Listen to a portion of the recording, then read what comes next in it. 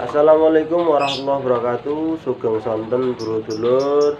Semoga senantiasa dalam keadaan sehat walafiat, diberikan rezeki, dimudahkan segala urusannya. Amin. Pada kesempatan sore hari ini saya akan mengulas atau kita belajar bersama tentang perkutut tiban. Nah, ini asik ini kalau mengulas perkutut tiban ini ya. Karena berkali-kali setiap perkutut itu memiliki kesamaan seperti keris. Kita ngulas keris dulu ya. Kalau keris tiban itu keris yang pamornya keluar di luar dari perkiraan si empu. Jadi ada dua pamor kalau di perkerisan, satu itu tiban, kedua rekan. Rekan itu termasuk permintaan. Seperti kayak junjung derajat, batu lapak, kul buntet itu rekan atau memang dibuat secara khusus seperti itu. Tapi kalau yang tiban itu pamor yang keluar tanpa disengaja, maksudnya itu di luar dari kemampuan si empu tadi. Menurut ilmu perkerisan dari teman-teman seperti itu. Alhamdulillah saya juga hobi keris juga sempat koleksi. Jadi kayak pamor tiban itu seperti tunggak semi, terus ulet semongko, terus wos putah, itu termasuk pamor tiban ya. Sama kalau kutut itu seperti juga. Jadi maknanya tiban itu ketiban atau datang dengan sendirinya. Memang sengaja perkutut tersebut itu ingin ikut kita. Ada yang tanpa katuragan, ada yang katuragan, tergantung. Itu biasanya isi golek wadah. Jadi kalau wadahnya itu bagus, insya Allah juga yang ikut bagus seperti itu. Memang sengaja burung tersebut ingin ikut kita ya. Kalau menurut saya pribadi, itu kan kalau di secara ilmu-ilmu orang terdahulu itu kan ada 3 waktu. 3 waktu yang ini ada sangkut pautnya juga sama perkutut tiban. Mimpi itu ada 3 waktu, yaitu titiyoni, gondoyoni, puspo tajem. Titiyoni itu dari jam 12 ke bawah. Itu kalau orang mimpi itu masih dikatakan yang bunga tidur. Gondoyoni mulai dari jam 12 sampai setengah 2. Itu bisa benar bisa enggak. Terus puspo tajem dari setengah 2 sampai setengah 4, kalau nggak salah seperti itu. Nah, yang saya ingin ulas ini, perkutut tiban ini punya saya pribadi, tidak saya maharkan karena dulunya masuk rumah pas jam setengah 2 malam. Jadi perkutut tiban itu kalau menurut saya pribadi ya, satu, dia waktunya harus tepat.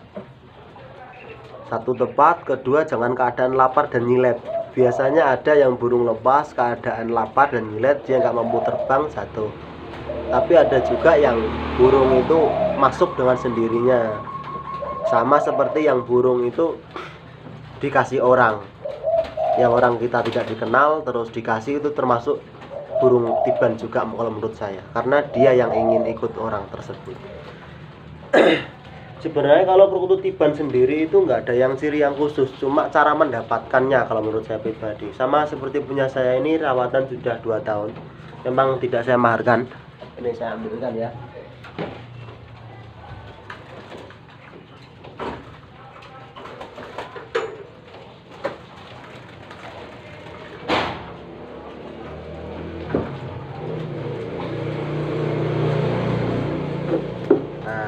Ini termasuk burung perkutut tiban karena masuknya dulu pas jam setengah 2 malam. Jadi ada juga yang memang dia langsung waktu. Kalau menurut waktu, silsilah waktu itu ada 3 tadi, titiyoni, gondoyoni, puspo tajem. Ada juga yang perkutut itu langsung dari orang ke orang, yang memang langsung dibawakan tanpa kita meminta. Itu memang dia yang cari juragannya. Dipercaya burung tersebut itu sesuai dengan karakter kita. Ini alhamdulillah dulu real, bukan mengada-ngada. Masuk ke rumah, saya dibangunkan orang tua saya, jatuhnya pas sebelah lemari pusaka, jam setengah 2 malam. Burungnya nggak istimewa ya, nggak ada katuragannya, cuma kalau suaranya kalau di kelas lokal sudah lumayan menurut saya pribadi. Ada juga yang perkutut itu yang tiban tapi pamornya udan mas, ada juga katuragan ya, mohon maaf katuragannya udan mas, tergantung orang-orang tersebut. Jadi diyakini burung yang tersebut itu sesuai dengan kita atau memang ingin ikut kita, seperti itu. Banyak ya referensi teman-teman perkutut tiban seperti apa, tapi berulang kali untuk saya pribadi perkutut tiban itu sama lah semua katuragan dan termasuk perkutut tiban itu tetap ada kesamaan antara burung perkutut dan keris, karena kalau wasta kehidupan orang Jawa kan melalui tahap-tahap tersebut. Kalau di keris itu kan tanpa sengaja, maksudnya bukan dibuat secara khusus, beda sama pamor rekan. Tapi kalau kutut ya kayak gitu juga, dia bisa ikut dengan kita. Biasanya sebelum dapat ciri-cirinya kita tuh biasanya dikasih perlambangnya lewat mimpi biasanya. Nah, mimpi tersebut bisa juga kadang berupa belangkon, bisa berupa apa. Nah, ini sebagai edukasi ya, bisa dibuat pembelajaran bersama. Tetap keyakinan kita tetap jangan kepada burung, kepada Allah Subhanahu wa taala, tapi bahwa bukti kebesaran Allah tersebut enggak cuma diberikan kepada manusia. Jadi diyakini hanya untuk mempertebal iman kita. Seperti itu dulu ya. Oke teman-teman, mungkin kalau ada yang ditanyakan kita diskusi bersama, langsung saja di komentar. Semoga informasi ini bermanfaat. Tetap guyub rukun, semoga senantiasa dalam keadaan sehat, diberikan barokah usia. Dari saya Manunggaling Gusti. Wassalamualaikum warahmatullahi wabarakatuh.